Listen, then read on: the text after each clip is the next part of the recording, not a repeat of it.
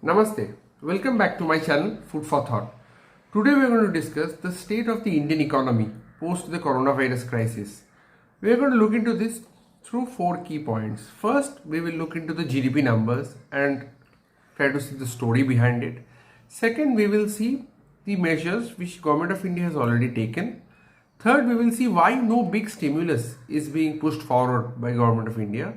And finally, we will look into the future, like how government is planning to tackle the crisis and what are the next steps which government is planning to take. If you like my content, please give it a thumbs up, do subscribe below and click on the bell icon. Now we come to the first part, the GDP numbers. You can see a chart in front of you which shows you the quarter on quarter data for India's GDP growth. We can see quarter 1 of 2019-2020 we witnessed a growth of 5%, and then eventually Q1 of 2020-2021, which consists of April 2020 till June 2020, we had a negative 24% growth, GDP growth.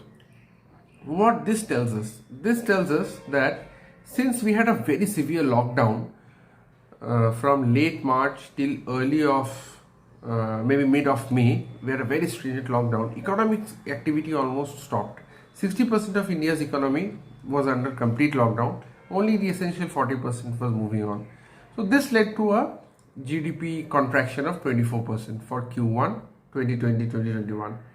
Apart from this data does not have the informal sector. So usually we do a survey of the informal sector. Due to COVID-19, this was not done. So this minus 24% could actually be far worse. This tells us that the economy was really in a free fall for the first quarter. Now we come to the second point. What has Government of India done? Now when any economy goes into a free fall like this, the government has to take two key steps. First, the government should ensure a soft landing so that the damage to the economy is minimized and life and livelihood can go on. So to ensure this soft landing, the Government of India has taken a few key measures. The first is increased delivery of credit or liquidity to the MSMEs. Now these are loans, not any stimulus or not any free money. The second is government has given moratorium on GST payments, tax payments and loans. The third is direct benefits to the most vulnerable or the poorest of the poor through schemes like Manrega. Obviously none of this is a direct stimulus. Not much of free money has been given, but a lot of loans have been rolled out by the Government of India. Now we come to the third part. Why government is not giving out any free money or any big stimulus? Before we go there, we should note that till August, almost 85% of the economy is back on track and most of the economic activities have restarted.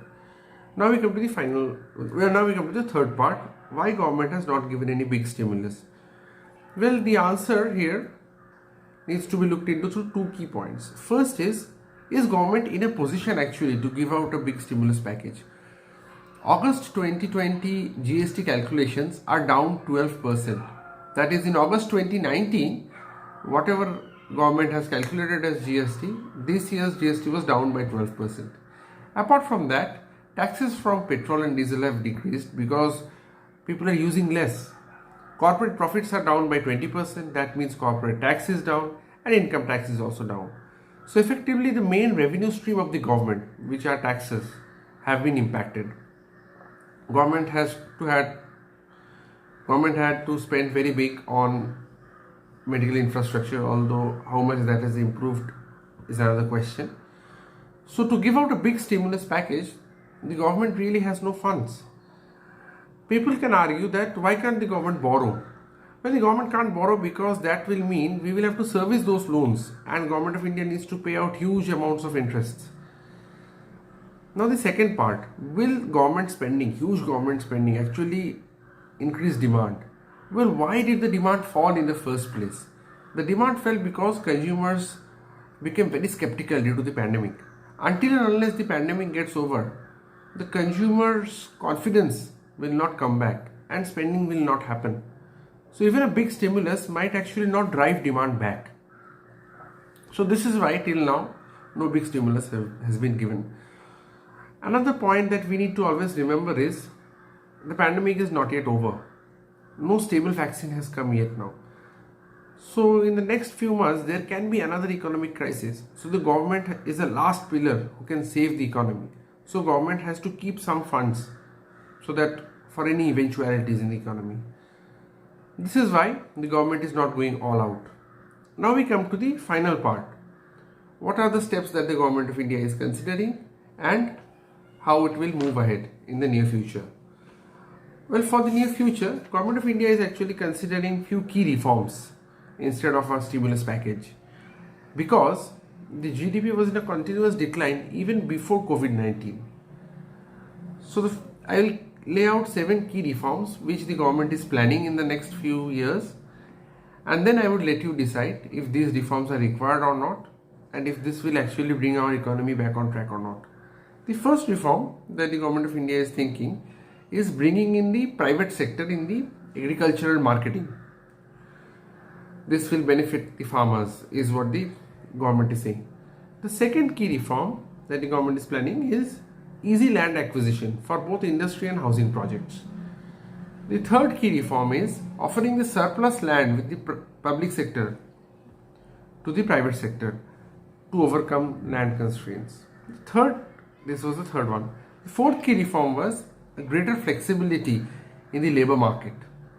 The fifth key reform is privatizing banks and reducing government's role in the public sector banks. The sixth key reform is privatizing electricity distribution so that we can reduce the inefficiencies and cheaper electricity can be given to industry. The last key reform, the seventh, is infrastructure building so that government can employ more people and roads and railways and everything can become better so that people can commute and cities can grow better. So these are the key reforms that the government is planning. With this, I would let you think if these are enough for our economy to bounce back or not. And that will be it for today. Thank you. Bye-bye. Namaste.